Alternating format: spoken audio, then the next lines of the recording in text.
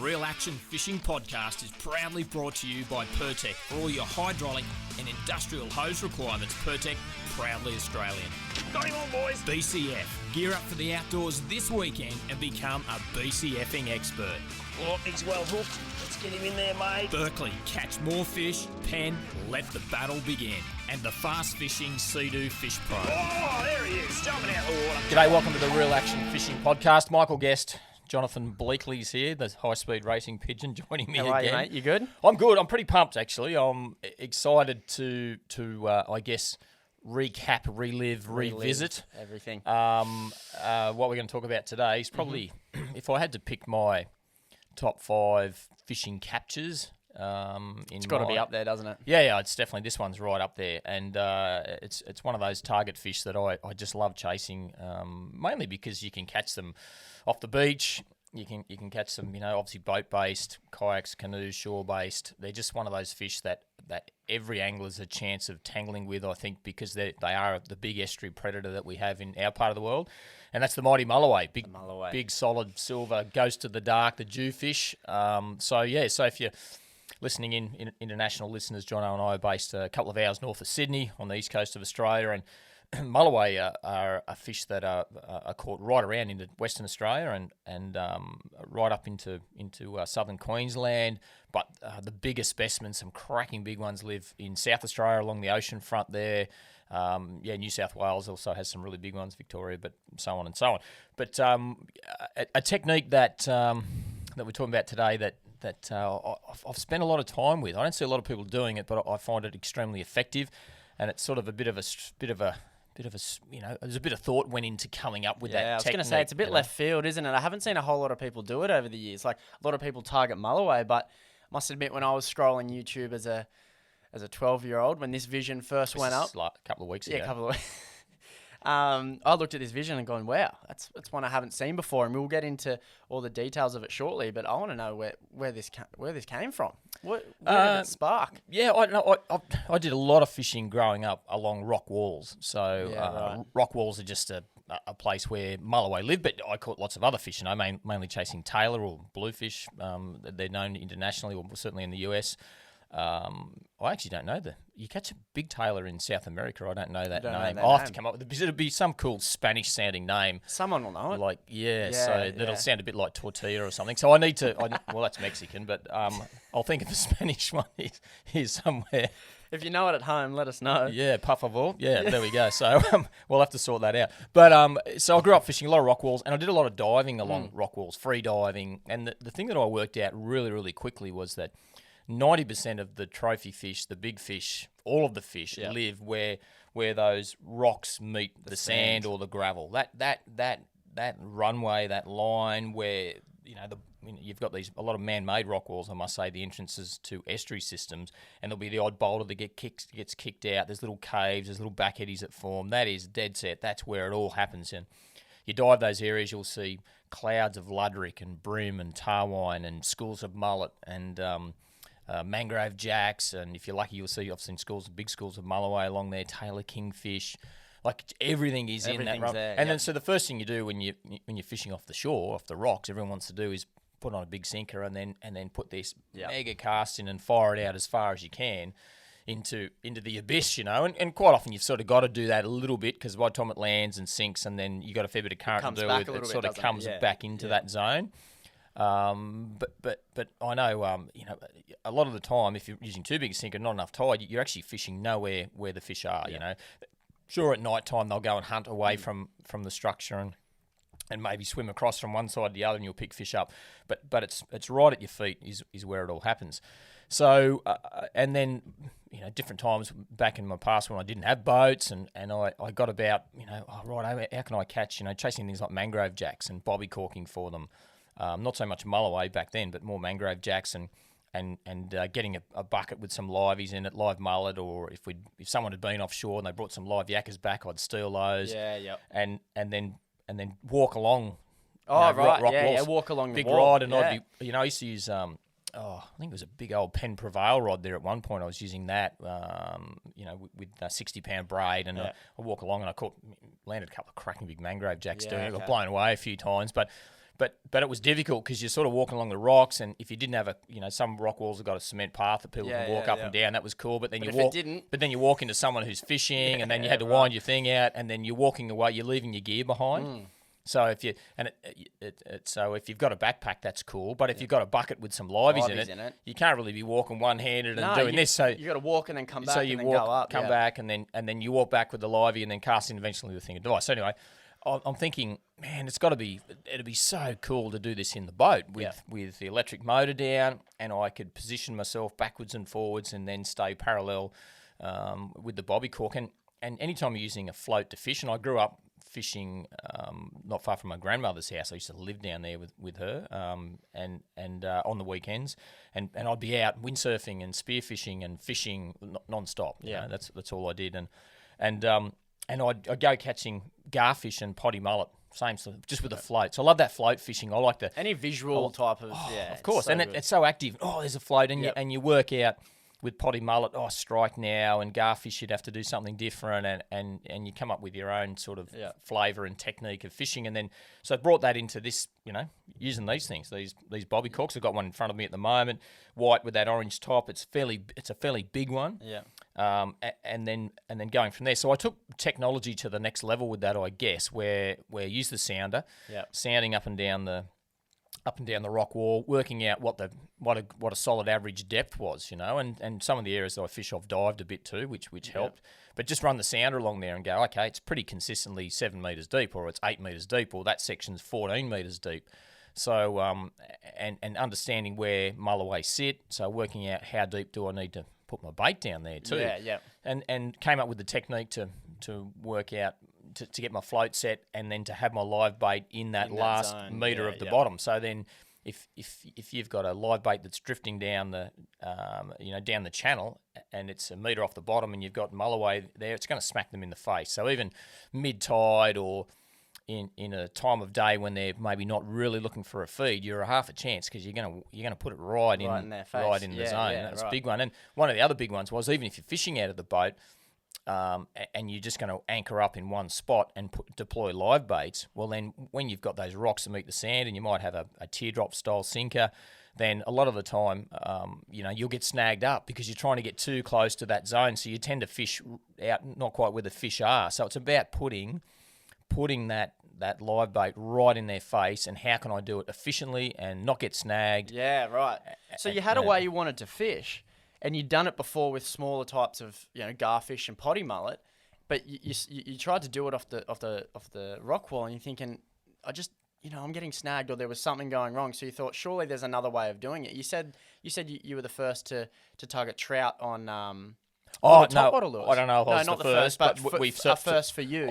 First for me, yeah. And you were sitting on the bank there. Because we just got all these emails coming. Yeah, going. No. You weren't the first to do it, so you were sitting on the bank there, and you were going. I'd never seen anyone do work top water lures for them. Yeah. So then we came up and had a crack at it ourselves. I'm sure people had done it before, but I hadn't seen it myself, so I was happy to. So it's one of those situations where you kind of like, I want to do this, but I've got to figure out how to do it. And you've taken one of the oldest techniques in the book. Exactly. People have been tying sticks on bits of line. This is not a new technique, but you've taken it from that and used this to your advantage, because that the ones you're using for baits are much, much smaller than this, and they get much, much bigger than this.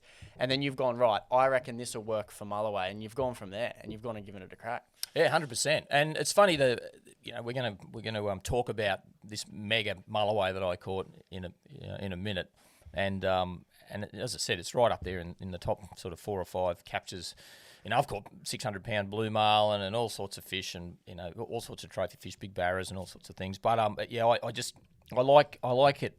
I like how that panned out that day. Yeah. Sometimes you can have a plan and it just doesn't happen, and other times you get forced into situations. And that was one of those days where we headed offshore, and we were going to go and chase some Spanish mackerel and not so much spotted mackerel, more Spanish mackerel offshore. And where we wanted to fish, we got down there and the current was just raging downhill at like 4 knots. Yeah. And I was in an open centre console, and then there was this sou'easter blowing straight back into this downhill current. Mm-hmm. And it was just, it was ugly. As ugly as you'd get. And I got my cameraman there, and I'm thinking, man, I don't want to cop one over the front. And then we copped one straight over the bow. Really? And it went right through the boat, not knee deep, but not at one point it splashed up well over your knees, but it was like probably that deep, went Really? right through the Going boat. through the bar? Right. No, got But through this the is bar, outside, right. This is out where we wanted to fish because you got howling wind going one Yeah. way and then current going the other way, and it was so ugly.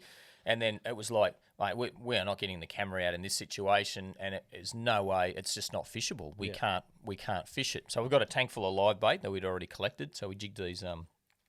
Mainly had yellowtail. Didn't do so well in the slimy mackerel department. But we had some big yakkers, a couple of real big ones, And I went, geez, man. So I've got the cameraman booked, and Barney and I are there, and lots of people have seen Barney on Real Action before. What are we going to do? Well, I said, mate.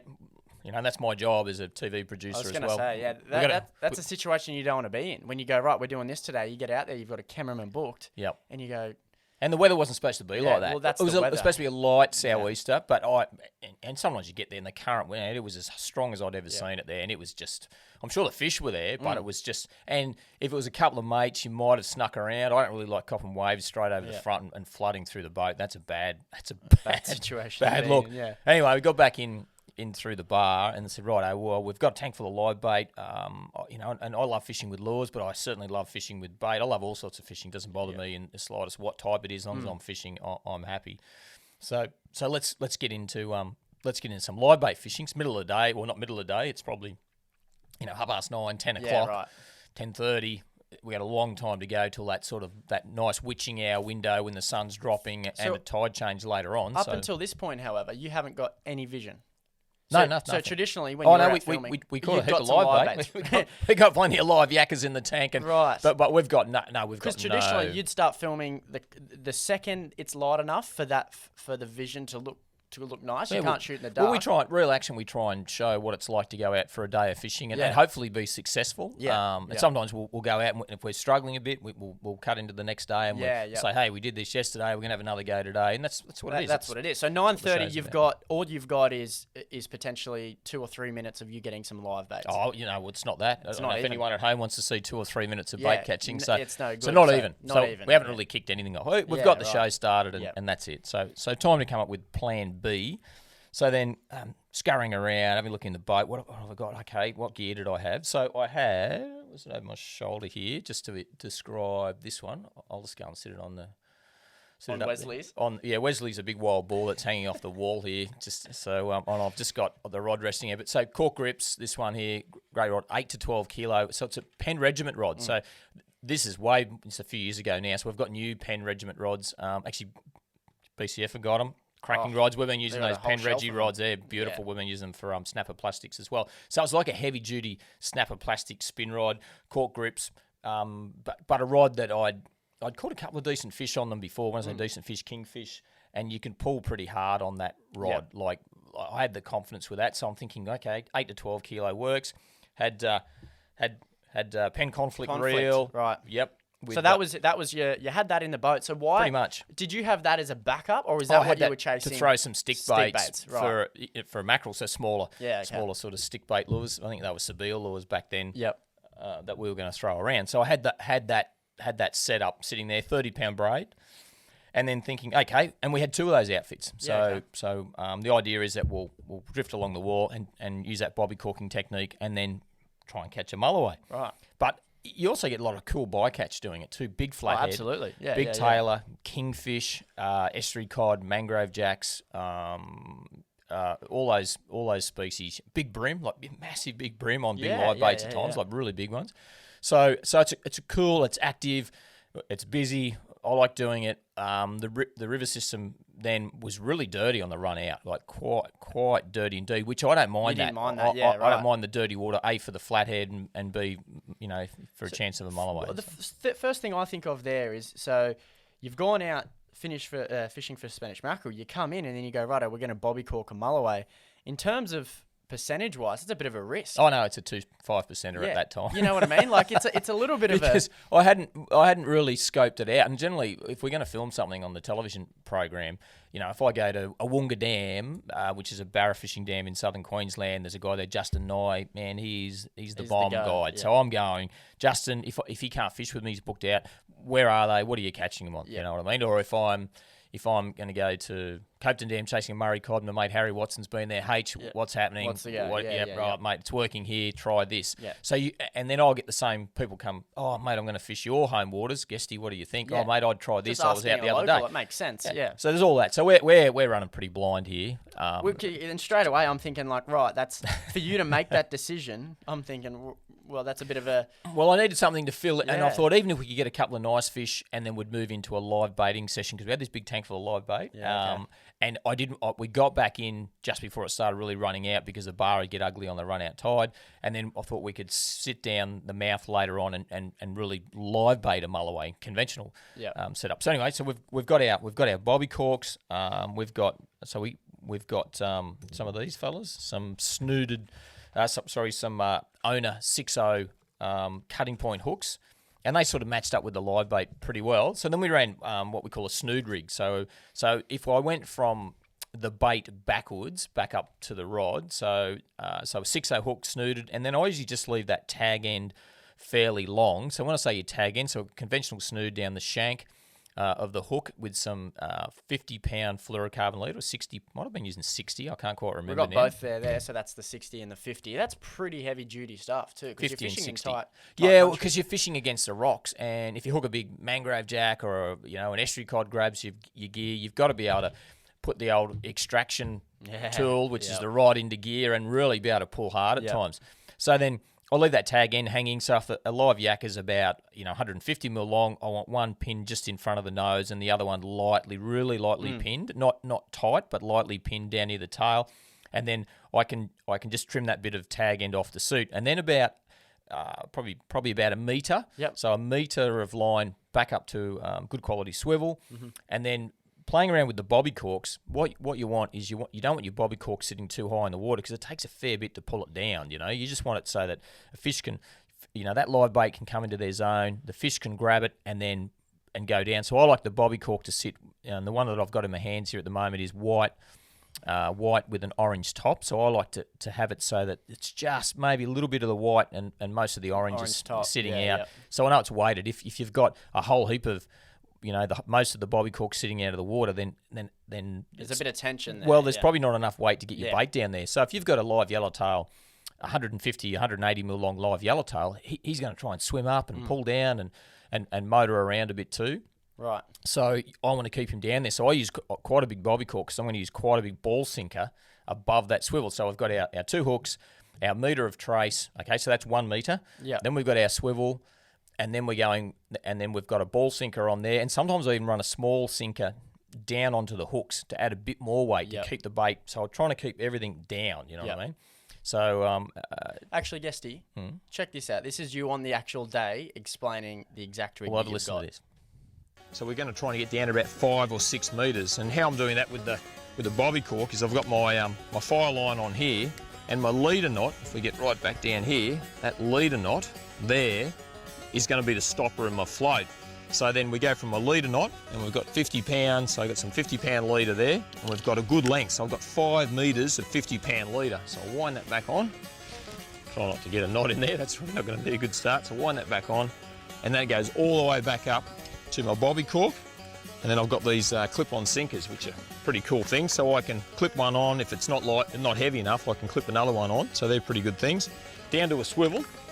And then what we'll do is tie some more 50-pound leader and a snooded rig onto our main Right, so line. there's you on the actual day running you through the rig that you had. Right, there you go. So I don't have to remember that too No. much because we've got it there, and that's it's nice to be able to pull that audio out of real action there too and have a listen to that.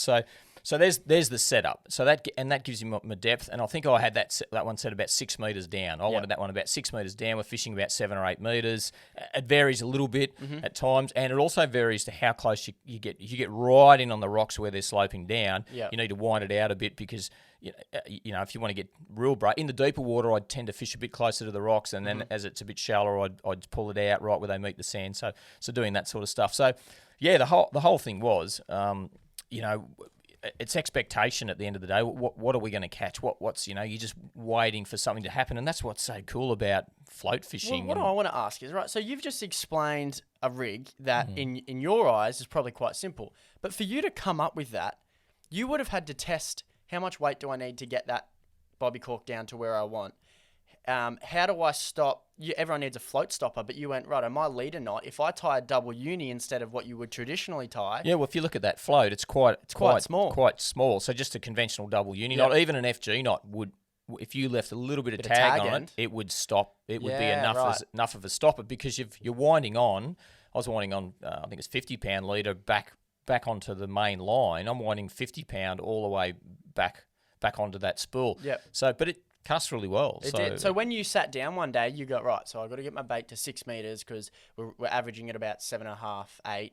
How am I going to get that to sit there? And then you went, hang on, I don't want that bait to have, I don't want the Jewfish to have to, pull too much weight down. So I want that sitting about, just on the orange line there. So you've had to, you went through this little step by step, measure it all out, and then you went, right, that's perfect there. Did you test it? I assume this isn't the first time you've ever done it. No, as I said, I've done it before, but I also, off the rocks, have done a fair bit of that style of fishing, even for species like drummer. So as we said, bobby cork fishing's an really old technique. Lots of people have done it before, but then to morph into catching some trophy fish with this style of technique, and I've done a lot of fishing like this for kingfish offshore with balloons and bobby corks. Balloons not really the crack these days because they're polluting the environment when they bust, so we keep out of those a bit. But I've done a bit of that anyway, and it's just thinking about it and taking I guess the small bits that you'd learned along and then putting it into practice. So so we're cruising along on the day there and hadn't caught anything at that point. And as I said, don't forget all of this stuff we're talking about.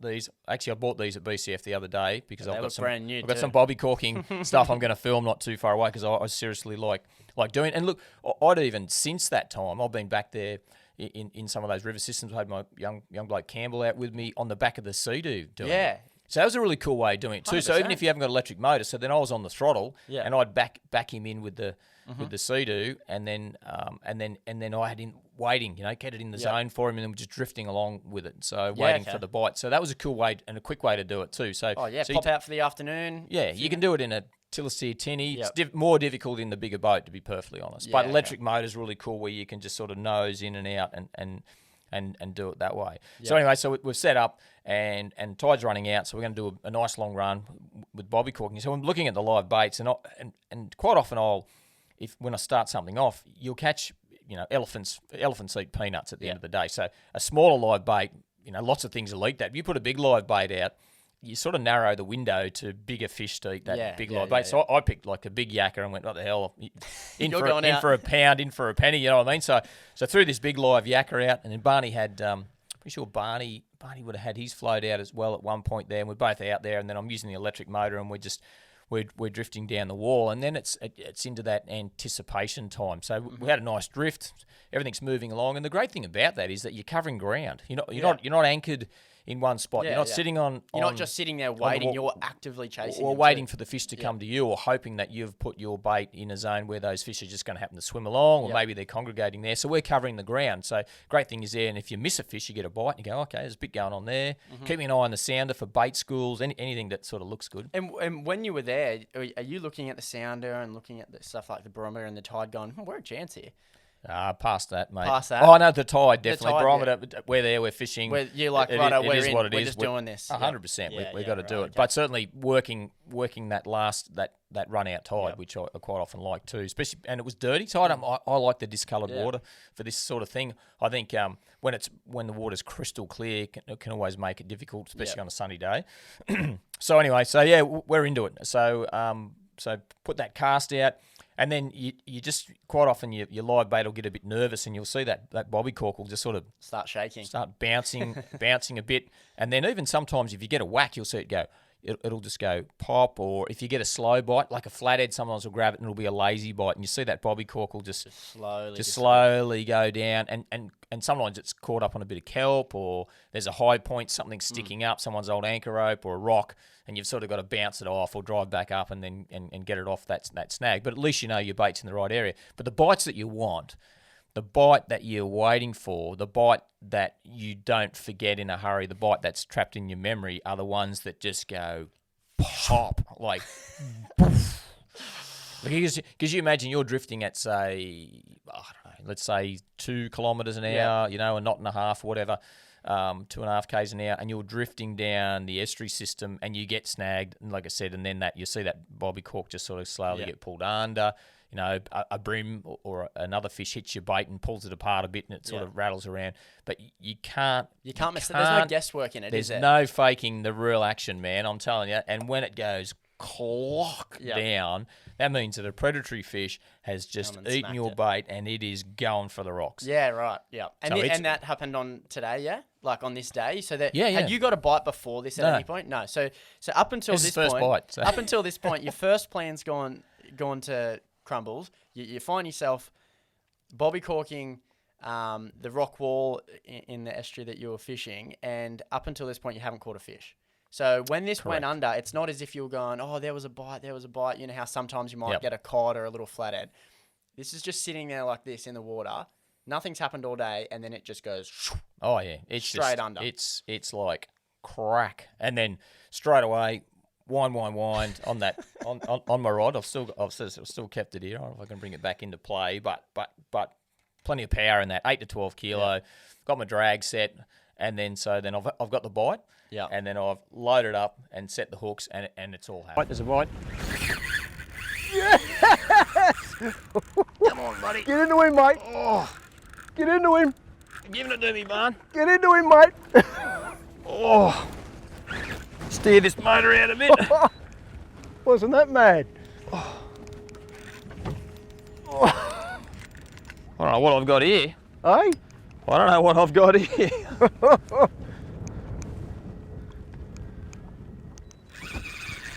Oh, Might be a shark, I think, Barney. really, really big jack. I don't think so. It comes straight out in the middle. Wow. Let's get after it, eh? Yeah, I think so. You right with that, or you want? Yeah. No, got a bit of steering going on. So that's the situation you're in. So that's that cool bite. Pop. Well, that's the bite that you really want. So then set the hooks, and then holy crap, mackerel, man! right. Now I'm telling you, this thing is Its first run. it was just smoking me. Your rod is parabolic. It is straight at the water. You've got a big lean. You're leaning back, and it is going straight up the wall. And you hear Barney. It's kind of dead quiet, and then Barney's kind of going, "Oh my god! Like what mate, it is was this?" going like a train. So this what's? thing. I'm gonna pick your brain here. So you hooked that fish. All your experience of fishing? What's your first? You going right? It's not a jack, probably not. Or no. jacks would usually go straight in the wall. It's not a flathead, definitely not. So you've probably narrowed it down to Mulloway or shark. Oh, I thought it was a shark. I got to tell you, I thought it was a bull shark because it was such a big bait too. Yeah. And when I've hooked it, and straight off, normally Mulloway have these fantastic head shakes, big thrash their head around. And I've hooked it, but it had a lot of tide in its favour. So you've got a big fish, and at that point we didn't know how big it was, but you've got this fish, and it's training down the wall with the current. So and then it's angling, it's trying to get me in the rocks, like it was trying to bust me off. And all I'm thinking is righto. So then I always go through my head, I'm thinking about okay, well I've already probably done it anyway, but I'm thinking tackle drag settings, what size line am I using? I'm always confident on my knots. I always test my knots. It's a big point. Make sure you test your knots. You tie a knot. If you tie it, test it. There's a T-shirt for you right there, Jono. Tell you what, So tie it, test it. If you don't test it and it fails, you can only blame yourself. So I'm confident in the leader size that I had. I was confident in the knots. I'm thinking I'm going to get bitten off. If it's a shark, it'll just wear through. Wouldn't matter if it was 200-pound leader, it'll probably wear through it. But 60-pound leader, I'm confident. That vanished fluorocarbon. What about your rod though? You confident in that? Oh yeah. Yeah, You I love that you rod. can swing off that. Still got it. So You still got it. It's sitting there in the pool room. So traditionally, though, we've thrown much heavier gear, but you're happy to be because that's all you had on the boat that day. Well, that's what I had, but you still got to be able to cast. You still need to be able to cast. You don't want to be driving right in on top of your zone. And so dropping, I want to stay away, and that's where it's great doing it shore base too, because it's pretty stealthy. You can just drop your live bait in and walk along, and so it's got all this current in its favour, and it is dead set going down the wall. And I've got the electric motor. I'm trying to steer the fish, like steer the boat, or try and drag the fish away, because normally in that situation I'd try and get in between the fish and the structure and try and pull back towards the structure, which sounds weird. but then whatever direction you pull from, It's the gonna majority go of the other fish way. are going to want to go the other way, and that's how you tend to cut fish off. So when I say cut them off, stop them from getting you back there. So no, I was like drag was smoking up, and then I'm adding my hand to the spin reel. So I've actually got the spin reels getting lit up, and then I'm adding a bit of extra pressure here, saying, oh, man, there's no way I'm landing this thing unless give I it can make it turn away from the wall. So you already had a tight drag there, and you're also applying pressure, and you can see it and you can hear it in the audio we just played there. That line is still screaming off. You know what I mean? Like, it must have had a lot of power. So immediately you're thinking, right, and whatever I this take is, my hand away when it's at full drag, but when I'm trying to, if I think I can get an inch, I'll You're add a taking bit, it back. and then I'm trying to fish that tackle to within 10% of its life. So, and I've done enough fishing to know how hard I can pull on 30-pound braid, 50, 60-pound leader. Man, you can pull pretty hard on that tackle. So then it was just, I want to get it out and get into the battle with this thing, because it's not going to be 5 minutes. This is going to be a bit of a tough slog. So. Yeah, right. Okay, so you've hooked this fish, and now you're in for the long haul. You're going to fight this fish with Barney. You've got the cameraman in the boat. You're making television. Actually, let's check. I'm making anything. You're not making anything. Let's check out a bit of the audio. What happened on the day? Oh, Might be a shark, I think, Barney. really, really big jack. I don't think so. It's come straight out to the middle. Wow. Let's get after it, eh? Yeah, I think so. You right with that, or you want? Yeah. No, got a bit of steering going on. I think it is a shark. Mick, it doesn't come up. Yeah. It's a big lump of a thing, whatever it is. No head shakes, Barney. So thought it could have been a Jewfish, but no head shakes. I think it's got to be a shark, I would think. I'm happy to be wrong though, brother. Yeah, I hope you are. Got that net ready? Yeah, mate. Yeah, you ready? Oh, You win it or what? I'm fighting.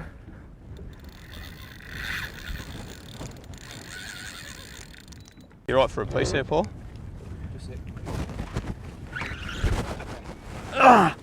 Wow, that's a big head shake, man. It could be, mate. I'm just using the electric motor to keep us away from the rocks there at the moment, and whatever this is, Oh, it's battling to get me back in there. Oh. Oh. It'd be just nice to see what it is. Right, so there you go. You're in the middle of a fight there. You've hooked this fish. It's smoking you up the ball. Barney's giggling like a little girl in the background. He's excited. He's even got the net ready. He's already got the net out. Someone telling him that it's going to be 20 minutes later until you see this thing. So now what's your thoughts? What's going through your head? It's up the wall. I've actually heard in that bit of audio, you turn to Paul, the cameraman at the time, and say, no, it's a shark. Yeah. So, no. So you've written it off nearly. You know what? It's probably if I've got any superstitions, it's preempting a capture. So I've done this before, and I was sort of in the back of my mind. I'm thinking, man, could this possibly? If it's a Mulloway, it's massive. But I'm saying, nah, it's got to be. Yeah. It's got to be a shark because it's going so hard. This fish was just, and I'd caught lots of big fish Mulloway, before that, and I'm thinking, and probably not thinking about the amount of current it had in its favour too. Shallow water, had a lot of things in its favour, this fish. And anyway, and it's charging. So I'm thinking, no, it's a shark. It's got to be a shark. And it hadn't really got into that head shaking. It was more just training along. And I could feel the weight of it. So when you say feel the weight of it, it's not like I'm picking the fish up, but I could feel through the rod tip how hard I was pulling. I'm going, man, this thing has got some serious weight about it. Yeah. So then eventually I managed to work it out into the middle of the river system. Well, you can hear Barney say that. He's going, you got to get it away from the rocks. And you're going, thanks. Mate. I'm on the job here. I'm trying to do that. So you were also using the electric motor while fighting the fish, right? So you had the neck lanyard on and you had the little control there. That if you didn't have that, you'd have Barney on the wheel at the back. So if you're doing this and you've got one of them at the front, if you can't go back to the water, cut it off. You're heading out in the middle, aren't you? You want to get it away from the rocks. Edge it out. Yeah. So yeah. So you didn't want to pull too hard though. Oh no, you were just ticking along out into the... I'm into this thing. I was into it until I didn't relax until I knew we were in clean bottom. Once you got in the middle of this river system, it's just sand and gravel, and you'd be very unlucky for something to do you there. Like if it's run me down all these razor sharp, there's barnacles and oysters on these rocks, and I've survived that, and I get in the middle of the river, then I'm starting to think, right. Let's settle down. Let's get into our work, and for me personally, I seriously wanted to see what it was, and B to to make, we're making television. I want to show everyone at home what the hell have we got here. Well, that's what I want to dive into. So let's think about it in two ways. You've got Michael the angler, and you've got Michael the TV presenter, producer. So surely at one point there you're going, oh, this is awesome. No, this is a big fish. But then you're going, right, we're making television here, switch on. So throughout that, you just heard a little bit of audio then. You say, Paul, we're going to do a piece here. So are you thinking, right, I've still got to turn this into good television? Oh, 100%. The whole time your mind's just ticking over. Yeah. So what were some things you wanted to keep in mind there so you want to explain what you're doing while also fighting a fish that, well, we'll soon see is a fish of a lifetime. Any television, we're talking about a fishing TV show here, but any television that you watch, if you can watch somebody in a World Rally car or a Formula One car and almost feel like you're you're there and you're in the ride. That's what my job is, to try and the ride. There's nothing worse than hooking that fish and then all of a sudden there's no vision and then we pick it up. I think people at home want to feel what they want to see what I'm going through and they want to do the same thing. Everyone wants to catch a massive mulloway. It's on the list of a lot of people. So yeah, for sure. I'm not good at many things. I'm not a bad talker, but I'm not much of a fisherman, but I'm not a bad talker. So I can generally talk my way through most things. So then it was about and I think it helps me as an angler. And I think people at home too, if you've got a big fish on, just go through the processes and think about things. And quite often I'm thinking if I've got a good teammate, Barney's such a good teammate. He's played rugby league in his day. He would have been a great bloke to have on your team, especially if you got into blue. I reckon he would have been pretty handy in that department. But he's a good team player. Yep. And we've done a lot of fishing together. You and I have fished with him as well. So he's got an idea of really good idea of boat position, where the boat needs to be, the fact that it's a big fish. We don't want it going anywhere near the outboard leg or the engine. We don't want to overrun the fish, so we don't want to suddenly have a point where I've got the whole rod in and the fish has gone under the boat. If it's going to do that as an angler, I need to zip around and make sure that we're fighting the fish on the right side. So if the wind's blowing us one way, let's fight the fish where we can bring the fish to us and not the other way. I think that's really, really crucial. Right. Okay. So you're ticking over all these factors in your head whilst also turning to camera and trying to explain. The thing that I love about this vision, and I've watched it hundreds of times, and I know people on YouTube have because the views are starting to tick over on that bit of vision, is that at no point were you panicking. From me, so I've fished with you a lot, and I'm going to say it right here. There's some times where it's hectic on the boat and things are going, and you get all excited, and your directions are very prompt, and you're going, I need this, I need this, I need this. In the actual vision that we just saw, in the audio that we just heard, some of that's off camera. So some of that never made it to television, and you're fighting a fish and you just turn around and say, yeah, we might do a piece here, or Barney, you got the net ready. And I'm thinking, that's so calm. Yeah, but I think it's a situation because once that fish is out in the middle of the system, I knew it was clean. Yeah, there wasn't like at any time. The great thing with fire line, with polyethylene line, there wasn't a point where I felt like, one hook slipped. Yeah. It just felt really solid. The hook up, everything felt solid in that department. So it wasn't like I'm thinking, oh, geez, I hope the hooks don't pull. I sort of felt really comfortable that I had a 2-hook rig. So that was that, that snooted rig. So I felt like the fish was well hooked. Or whatever it was, the shark that we're going to see. And because the water was so dirty, you couldn't see it. We had to get it up a long way to see where it was. Right, beautiful. So you've hooked it. Now we're coming to what Barney calls the pressure switch. The part of the fight where this pops up next to the side of the boat, which means you've got 5 to 6 meters left. Yeah. Yeah. So the second you see that, actually, let's have a listen to this. Oh man, it's You're right, take your time. it's just it's arcing up. It's a shark. Hey? It's a shark, I'd say. I've been there. I reckon it's a big Jewfish. Whatever it is, if we can get it up, it's making television anyway. Oh yeah. Just head over towards the middle a bit So more. say it again. Let's get all this all good action. This. You filming, Paul? Right, mate. What's that, bud? I'm just saying, just head. Oh yeah. Yeah, I can see that Got the float float, there, got the Barney. float. In the middle of the river. Yeah, just head towards the middle, and you're not going to have to worry about chasing him up into the rocks all the time. Right, so right there you just heard, oh, Barney, I can see the float, right? So immediately, just from the rig you've explained there, you've got 5 meters until that fish and if the tide had been running and it was clear, I probably would have been able to You would look have been down able to see it, but it was putrid. It was water. putrid. So the second you see that, immediately you're going, right, now we need to get the net ready. But you know what? Before that, Yep. when we're trying to I'm trying to identify it. The big thing that I remember from that fight was that suddenly there was a couple of big head shakes. Once I got in the middle of the river, was those big head shakes. Yeah. So going back a step there, bang, bang, bang, the big head shakes, and I'm going. Hang on. And actually, I'm pretty sure I said to Barney at one point, mate. That's a head shake. I said to him, I think it's a Jewy, a Mulloway. And he's going, you reckon? I said, yeah. And we're having this conversation that it's a Mulloway. And then I said to him, if it's a Mulloway, it's over 20 kilos, straight away. And then a few minutes later, I'm still fighting this thing, couple big more. And I said, mate, if it's a Mulloway, I'm telling you, it's over 30 kilos. Yeah. It's a fair dinkum one. It's grew 10 kilos. So then all of a sudden, and you're talking about calm and collected, I'd sort of gone from the point where I'm thinking, it's a bull shark. Yeah. Which would have been cool to see a bull Oh, shark. great. Yeah, would have That's made awesome. television. Great. Yeah. But I'm suddenly thinking, mate, I actually think that this is a Mulloway, and if it is a big silver ghost, it's going to be a cracker. Yep. So then I'm starting to go, righto, this could is be, it. We're be in one of here, those right. fish of a lifetime, and Yeah. and that's not something that I say lightly. That's not a phrase that you throw around. No, often. I don't. Fish of a lifetime. And I'm thinking this is it's going to be a big one. There's a couple fish that fall into that category, but this is certainly one that probably warranted a phrase of fish of a lifetime. So you've gone to Barney, right? Think this could be it. You don't actually say it on television either. You just said in your head, righto, we're on here. This thing pops up to the side of the boat. Barney's got the net ready.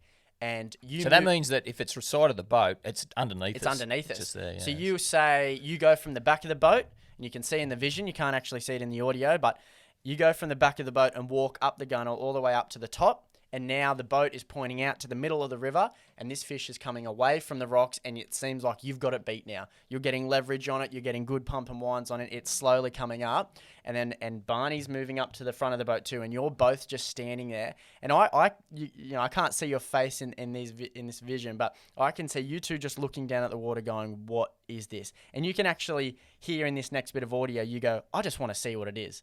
Check this out. No, we want to keep out of those rocks. Yeah, just keep it idling that way, mate, that's all. Steering us out in the middle. Yeah. Just nose Electric them up motor's awesome, isn't it? Like, Oh, and I can control it all from here, which is just terrific. Let you do it. I'd say it's a shark, but we'll see. Whatever it is, wow, it's giving them a tackler test, and when you're fishing, that's what it's all about. Testing yourself against your quarry, and it's certainly given us a hard time here so far. Can't see any colour yet. I've got that big long leader.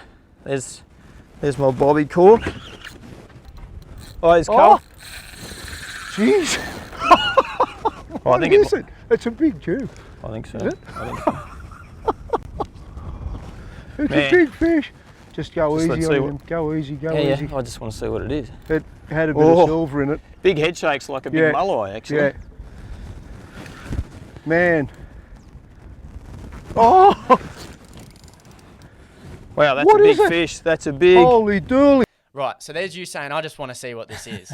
So you're just standing there going, come on. Yeah. I don't even care about landing it at this point. Just show me what this is. Yeah, and it gets to the point where it's just absolutely the selfish angler coming out of me saying, I want But to you see can't it, get too you know. excited, because if you start pulling back when it wants to Oh, go, no, no, that's and when it goes to It's where a lot of fish get lost. so many yeah. fish get lost at the side of the boat. You've done all the hard work, so it's not a matter of going very all soft with it and dropping your rod tip, because then if you drop your rod tip, that's slack line. Yep. Fish shakes its head. If the hook's just pushed in there, they can throw a hook. So keep even tension, work the fish up.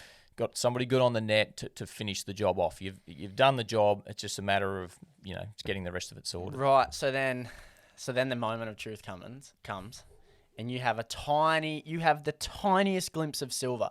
In the vision you just heard and saw, rather, you have the tiniest flash. You don't see the fish, but the sunlight captures it, and you two just go, you look at each other, and it's dead quiet. There's no audio. There's no words. There's that's no right. words. So when you saw flash, surely you're thinking, bull sharks don't flash. No, I'm thinking Mulloway. And mangrove jacks don't flash, you know. Well, it's never You know what going I to be a mean? Yeah. mangrove jack. So you're but thinking, yeah. right, so at that point, I know you didn't say it, but surely now you've gone, it's a Mulloway. Yeah. So then it was just concentration factor and wanting to land it and see actually how big it is, and going through, you're thinking back and, I've caught a lot of big ones, Yeah. really big fish, And I'm thinking, far out, this thing, just the fight that it had put up, it's going to be a trophy fish. So for someone who wasn't there on the day, from the point you hooked it to the point we're talking about now when you saw their indicator, how many minutes do you reckon? You'd probably know because I've looked at it, but I'd say 10 to 12 minutes. I was going to say, so it's around that. Which seems like an hour when you do it. I was going to say, for you, when you're giving it everything and trying to steer and drive away from the wall, maybe a bit longer than that. It's 10 to 12, somewhere around there. Yeah, right, okay. Right, Guesty, the time has come. This fish has popped up the side of the boat, and you and Barney are like two little girls sitting at the front of the boat squealing. There is so much emotion that's probably built up after 15 minutes of a fight. Barney's doing the woo-hoo-hoo-hoo, he does that. He does do that. He gets like this giggle, this manly giggle. You are just looking out the side of the boat. You even turn back to the camera and look down the barrel of a camera and just go, "Oh my God!" So after 12 minutes of being reserved and it's not a Mulloway presenting, finally the emotion just bursts, and you guys now know that this is a 20, 25, 30 plus kilo Mulloway, and now you've got to land the fish. So you just heard then you guys going crazy. Now this fish it looks like it just gave up. Because you just arced it round and you switched straight away and said, get the net, get the net, get the net, get the net. You said it about 5 times. Barney quickly grabs the net in the side of the boat, and this fish's head just comes straight. So if you're talking about netting a fish, that's the perfect scenario. It didn't give you grief. It had done everything to get away. And we'd had this big battle, this fish and I. When I first saw it, and when it had come up into the water column far enough that I could actually make out what it was, and then I'm looking at this thing going, man, it looked like it was 2 meters long. Yeah. We actually measure it before we let it go, but it looked like it was 2 meters. I'm going, man, this is just such a cracking big thing. And then, when you see that fish go in the net, and then I've put the rod down, and I've given Barney... You said, I'll give you a hand. Yeah. Give him a hand just to lift this thing up, And he's a concreter. He's used to lifting 40 kilos up of cement. Well, they're not 40 kilo bags anymore. They used to be. And then the tail kicks up. The tail kicks up, nearly wipes one of us out. Yeah. Like, it was pretty... It was chaotic. Actually, let's check this out. That is a big fish. Oh, wow. Barney, get the net, get the net, Get the net. Come over here. Oh. Head him this way. Get him to try, mate, sit and get his head in there. Yep. Oh, mate, I'll give you a hand. I've got the bail arm off. Hang on. Oh! Yes! Is your net big enough? Yes! Well done, mate. That! Oh, man. Now that is some serious real action. Check that out. That is a fish. Oh, man. Well done, mate. Man, give us a hug, brother. Mate, that is a fish and a half. That is a cracker. Wow, that's got to be 30 kilos of Mulloway, man. 60 odd pound.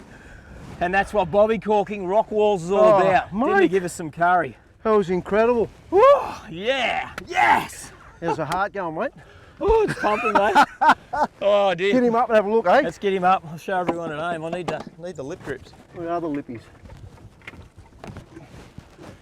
How good's that? Put the camera down. Right. How'd that feel? Oh, that was just... that's phenomenal to do that. Just to have that happen is just a pretty cool thing. And as I said, it's a fair few years ago now that I caught that fish. Yeah, so what season was that? Do you remember? Season 2? Season 2, and we're about to start filming season 9, so probably 7 years ago. 7 years ago now, right. And up until that point in your career, had you put something like that on television? Yourself? Oh, yeah, I'd caught some mega fish on TV, not only with my show, but on other shows that I'd worked on, massive GTs and... And marlin stuff and big barrows and all sorts of things. But for me, as a personal capture, that's right up there. And because I love fishing for Mulloway with all sorts of techniques. I've got big ones on lures and you caught them, catch them off the beach, you catch them out of the boat. Yeah. So it's pretty cool. And just to see this thing come up and that everything had worked well, the plan that we'd had to come up with at the last minute, except for the fact that our day got blown out a bit there, bit early there. Come back Blessing in disguise, though. Yeah, come on. Went out to the point where we came back in. We knew we weren't going back out. Signed off with Marine Rescue New South Wales with our mates there. You'd already signed off. Yeah, went out, came back in, signed off, actually signed off and then thought, well, we're in here for the rest of the day. We're not Yeah. going back out. So we were destined to stay in the estuary system for the rest of the day. And then land that fish. And then I'm thinking straight away, right, let's get this thing up and show everybody what it looks like. But the biggest thing that I'm really concerned with then is I really want to see this fish swim away. Yes. You know, that's the thing. You know, it's a mega fish. I would never think for a second of having that fish die in my care as it was. And I think that's a big thing for me. I'd love to see that fish swim away. Well, it gave you the pleasure of such a good fight, and it's such a good bit of television. You've now got to show it a bit of care and get it back. So, what's for someone listening at home who hasn't done a lot of this? What's the processes in making sure that fish stays alive? Oh, So constant swimming, speed. Right. You've got to get the thing back in the water as soon as you can. So it hits the deck. We want to show people at home, Yeah. but the best thing to do is just fly in it and put it in the water somewhere, and that's what we did. Right. Is get into the shallows somewhere. And luckily there was a sandbank just not far from where we'd finished up because we're drifting out. So it's like just shoot in, run the boat up on that sandbank, and let's get it in the water with a pair of lip grips and hold it in the water. And then we're talking about a Mulloway here, so that's what we did. We shot back into the sandbank, got it back in the water, and then I said to Barney, we've got to measure this fish. So because I'm not killing big fish like that, and people go, oh, my fish was 31.2 kilos. Well, I'm not going to tell you what the weight was. Yeah. We've got a fair estimate on the weight going off the measurement, talking to fisheries. So when I measured it, I'm looking at it going, man, it's got to be 35 kilos. You know, it has to be 80 plus pound. And I actually think it's bigger than that. We measured it was 1 metre 63 centimetres. So 1 metre 63, it's my PB. I caught one before that, metre 59. I'd got one once, metre 59, metre 57. So I'd caught a couple of big ones. But this one was just way bigger again, metre 63. Yep, and the girth on it? Barney lifted it up one point by himself, and he's being in concrete. He's saying, it'd be close to 40 kilos. Right. So it is a proper one. And there has been, I've seen photos of bigger ones caught. But for me, in that situation, and how we caught it and landed it, it was just such a cool experience. But it was awesome to get it back in the water. It was all bronzed up, and luckily it's not in real deep water, so its swim bladder hadn't popped up. There was nothing bad happening. So we got it in the water, and it's responding well there. We've got its head facing into the current. That's the most important thing you got to do. Support their belly. These fish don't hang them by. We're using lip grips just to steer the fish, not to lift its head up with the lip you'd grips. never lift the body of the No, weight. no, but you were constantly swimming this fish. But before we got to that, you told me a story once, just in passing, that you had the fish on the deck of the boat getting the hooks out, doing a piece to camera, and it nearly went pear-shaped there and then. Yeah. So we had the snood rig with the two hooks. I think one was up the side here, maybe. Yeah, how was the hook up? Was it ever getting off? No, it was pretty well hooked. Yeah. But just popping the hooks out. Yeah. And as I was doing that, the trailing hook was swinging and it's thrown its head around. Yeah. It was so close to driving this hook right through my hand. It wasn't funny. Really? Yeah, and that was probably a bit of complacency and a bit of a silly thing on my behalf, but I got away with it luckily. So then once we got the hooks out, I was like, wow, such a powerful fish when it threw its head around. Yeah, okay. So that could have gone. Oh, 100%. That was really close to driving the hook in my hand. Did it croak? Did it didn't give you much? I don't remember that one croaking too much, maybe a little bit. But as I said, we're just so concerned. Let's get it in the water and then and finish the job off and watch it swim away. Because it took two of you to lift up, and we'll play a bit of audio here in a second. But the thing that stuck out to me when I was listening to this, I don't know, 7 years ago, is Barney's line. And you reckon you got to target these fish in the daytime? Actually, let's check this out now. So they're those two beautiful little 5/0 owner hooks, and they have absolutely done the job. Right there, that's them there. I'm just trying to be careful. This bloke has got so much power about him. Let's get those lip grips on properly. I can only just get those grips on. Right, let's pick him up, Barn, and show the world what one huge Mulloway looks like. You right? Oh, yeah, he's already smashed. Oh, we've done this before, brother. We have, mate. Woohoo! Look at that. Now Look at that. That's a fish. Now that is a fish. Hang on. Check that out. And they reckon you should target these at the night time. Hey? Bobby corking the rock walls in the day. Mate, he's got to be. He's 30 plus kilos every day of the week. That is one big, heavy Mulloway. And it's amazing they hunt these river systems up and down. When we get a lot of rain, it pushes them towards the river mouth. But at the moment, they're up and down the system, and you've just got to be in the right place at the right time. And those live yellowtail under those bobby corks really, really do work. Holy shit, that lip grip's off. Right, so there's Barney. You guys are doing the piece to the camera. This is the big hero shot. Two of you holding this fish, and it's still got, hanging on either side of you. And Barney goes, you got to target these fish in the daytime. That's when it kind of stuck to me like, wow. You can catch these fish at this size. This is 1 o'clock. This is 1 o'clock in the day. 1 o'clock in the day, mid-tide. So if you ask me, people say, Guesty, what a good time to chase. The thing that was in our favour there, pressure was high, barometer was high, that's a tick. The water was discoloured, that's another bit of a tick, and they were there. That's the biggest tick of all. You know, they're really hard to catch when they're not there. You know, so they're there. Put a bait in this fish's face. It'd be awesome to have a little camera on the live bait and see what goes on, because I dare say that this fish is sitting with its head in the current, and then this yellowtail's all but smacked it in the face. It might have been just a case of it just had to open its mouth and just swallow it. It could have been that perfect. Who knows? Or whether it's just rocketed up and grabbed it. I don't know, but I know it swallowed it. As soon as it felt the weight, it certainly popped that bobby cork down pretty hard. Right. So. And so producer Michael's back. He's gone, right, got to keep this fish alive. Now we've got to finish this. How are we going to send this send this fish on its way in a way that kind of deserves? You know what I mean? So you could just, you could drop it over the side, give it a swim, and then kick it off. But you've gone, nope, going to try something different here. You've shot into the local sandbank there, which was only a couple 100 metres away. And you've done a technique that I'd never seen before. And you've done it with me in 3 other occasions since. We did it with a big kingfish off Broughton.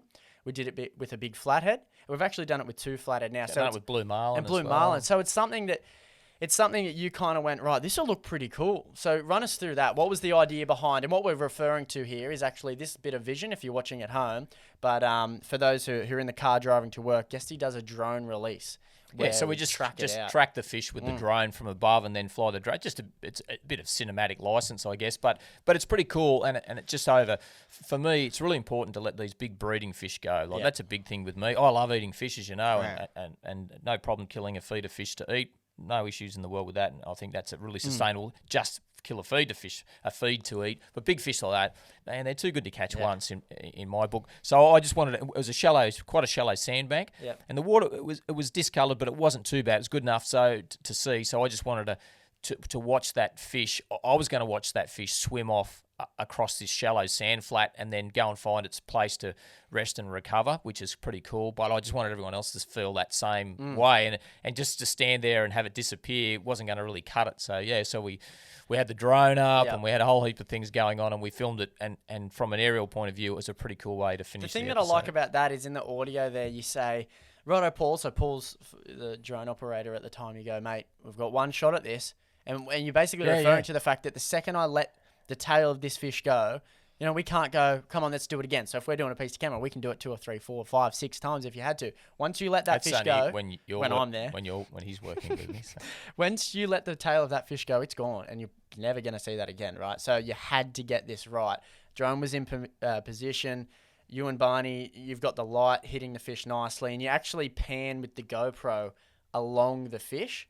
And you got all the scales, and it was like bronzed up. It didn't look like a beautiful slab with that. It was pretty silver there when we first landed it, and then it sort of went that bronzy sort of colour a little bit. But it swam off really powerfully, and that was such a... And then it's just taken off the flats, and you guys are like, right, that was... Some high fives going on there. A lot of high fives going on. for a day that started, not miserably, but for a day that you're probably going, right, what are we doing here, it's not going to plan, the waves coming over the front, wanted to catch Spanish mackerel, can't do that, to then releasing a potentially 40-kilo fish off the flats. You're like, right, did all right there. Yeah, tick, tick, tick. tick, tick, tick. No, right. It's definitely a cold beverage was consumed at the end of that day. No, it was pretty awesome, and we've spoken about it. I just I love using that technique. It works well, but it's always cool when a plan can somehow come together and you can tick it. It didn't need to be a fish that big. It was just showing off that fish, really. I would have been happy with one, a metre long, to be perfectly honest. But did you pull the pin after that? I think we did, because we only needed... I think we went and did something else, because we'd made this great... How are you going to top that? You can't. You're only going to go downhill from there. Do you know what I mean? Like, it was, and the tide change, it was running in.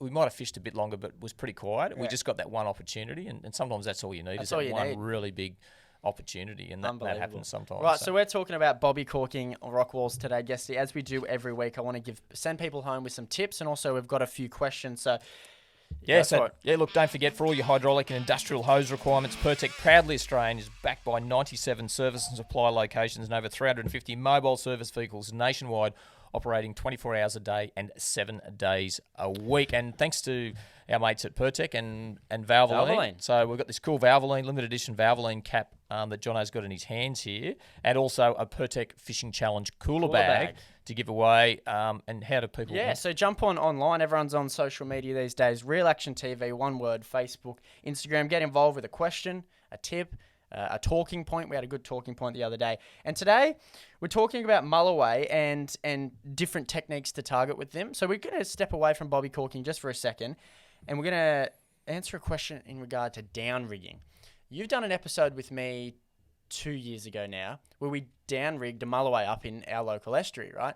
And a gentleman saw this and gone, right, I really want to do that. But he's gone in there and found that his down rigging ball kept getting knocked up on the ground. He's got it too deep. He's got it too deep. So then he asked in, and Dave, he writes in and goes, Guesty, how did you get the depths right, and how did you continually bring that ball up and down? And I politely replied and said, well, that was my role. So let's run through someone who wants to do that. Yeah, that was a pretty cool way to catch a Mulloway. Just It's another different technique, techniques, but yeah. down rigging, we can probably do a whole podcast Yeah. on how to do that. That was pretty cool. But whenever you're down rigging, quite often, if you've got it on the same side as your transducer, or even if it's not, your beam angle is going to cover it anyway. So you should be able to see your downrigger ball on your transducer. But once you start moving forward, and especially if you're moving forward in the current, you get what you call drop back or layback. So that downrigger cable is going to lay back just through sheer friction of the downrigger ball, and it might go out of shot of of your transducer beam. But certainly put it straight down, and you'll see where it is. If you've got a consistent bottom depth, it's pretty easy. You just hit the bottom and then bring it up a meter. Yep. And you know that your bait or your generally it's going to be a bait. If you're going to have a deep diving lure, then you need to work out how deep your deep diving lure is, and bring your downrigger up to allow for the depth that's diving. That's a whole other thing. We'll get into another time. So it's more about that layback though. Yeah, well, you're going to get that layback. So if your downrigger ball hits the bottom and you bring it up a meter, you know it's a meter off the bottom if it's consistently 14 meters deep, say. But if you're going to go up over ledges and things, you've got to be constantly on the sounder. And then, so the minute you see that bottom coming up, you've got to be moving your downrigger ball up to follow that bottom and try and stay that sort of meter off the bottom. If you're chasing Mulloway, if you're chasing kingies, you can be a lot higher again. Depends on what sort of fish that you're chasing. I like the idea about using your sounder there, because at the end of the day, it's just another object. They in the stick water. out like they stick out. They love a big line because it's a lump of lead, so it comes up, shows up really well on the So screen. there you go, Dave. Check your sounder when you're actually doing this, and figure out where it is first, and then count for that layback, and hopefully you'll so go a that while degree into of catching a layback, Mulloway. more layback you've got, that downrigger ball is coming up off the bottom. But then especially if you're going into the tide, that's worse. But if you're going to suddenly go with the tide, you might find that your downrigger ball is almost vertical. So then you've got to allow for that too. So it's just, it's a little bit suck it and see, and you've got to practice trial and error. Yeah, good on you, Dave, for getting out there, and let us know how you go. Right in. Couple tips to send people on their way, Guesty. Someone's listening to this, gets all pumped up like I am right now, and they want to go bobby corker Mulloway. There's plenty of rock walls up the New South Wales and Queensland coast to go do this. Yeah, not only here, but certainly in South Australia, Victoria, yep. Western Australia. There's plenty of areas that you can do it. Couple tips. Spend a bit of time. If you're in a boat, spend a bit of time and do your recce runs. There's nothing worse than you start doing this, and then there's a couple of spears of rock that come out, and you're going to get snagged up and bust things off and lose your gear and your re-rig. So you just got to do a recce run first. So even if you're thinking of doing this, when you're coming back in, just have a drive along and go, oh, geez, mark it on your GPS and go, well, there's a high point there, there's a high point there.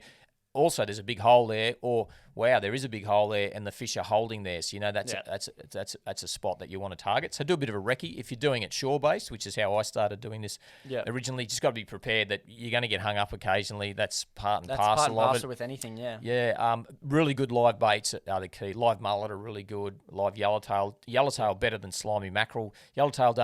Slimy mackerel just go berserko when you throw them in, and they're not as tough. They're a bit of a sprinter. They're not a marathon bait. Yeah. So yakkers are good. Live potties are really good too. Yeah, okay. And there's a range of species you can catch. You get cod, and be wary that some of them are protected. Oh, New South Wales certainly estuary cod are protected. But if you get further up the coast, you'll catch threadfin salmon, like into Queensland. Catch all sorts of cool fish. Barramundi doing this. There's a whole range of different species you can catch, and I've done lots of bobby corking around around timber snags, and we'll talk about that for barra. It's a really cool way to catch those. But I got to tell you, that's a pretty good chat about. I'll tell you what, that's a wrap on a fish of a lifetime. We don't say that easy, do we? A fish of a No. lifetime. That's certainly in one of my. It's right up there, if not the top of the tree for me. Hey, don't forget if you next time you're heading out, make sure you log on and log off with your local Marine Rescue. For us, it's Marine Rescue New South Wales. They've also got that cool app that you can log on with. So handy these gotta days. Stay safe on the water. That's one of the big ones. Well, that was a pleasure, Guesty. That was good. That was good fun. That was good fun. Did you get hyped again? Did you relive the experience? I do every time, and that's one of the great things. And it's pretty cool that it's all up here. But I guess I'm so fortunate, so lucky in this situation that it's been documented. Both the audio side of it and the vision side of it. So don't forget too, if you've listened to the listen to the podcast here and you want to have a look at that from a visual point of view, we've got some, and a lot of this vision, most of this vision, a lot of it has never been seen before too. So we've got it's raw vision. So some of it made the cut, but at the end of the day, you've only can't fit everything in. So Guesty's giving me access to these unseen files, and I'm going to play them throughout the podcast. So if you listen to the audio version in the car, that's great. If you want to see some of this vision, jump onto YouTube or Facebook or Instagram. Real Action TV, all one word. You'll see the video, and you can see Guesty fighting this fish, the commotion that goes on, and we might do a few more of these. I think we will. Sounds good. Thanks, Guesty. Yeah, no worries. Thanks, thanks, Jono. Thanks for listening to the Real Action Fishing Podcast. We'll catch you next time. Bye now. The Real Action Fishing Podcast was proudly brought to you by Pertec. For all your hydraulic and industrial hose requirements, Pertec, proudly Australian. Got him on, boys. BCF. Gear up for the outdoors this weekend and become a BCFing expert. Oh, he's well hooked. Let's get him in there, mate. Berkeley. Catch more fish. Penn. Let the battle begin. And the Fast Fishing Sea-Doo Fish Pro. Oh, yes!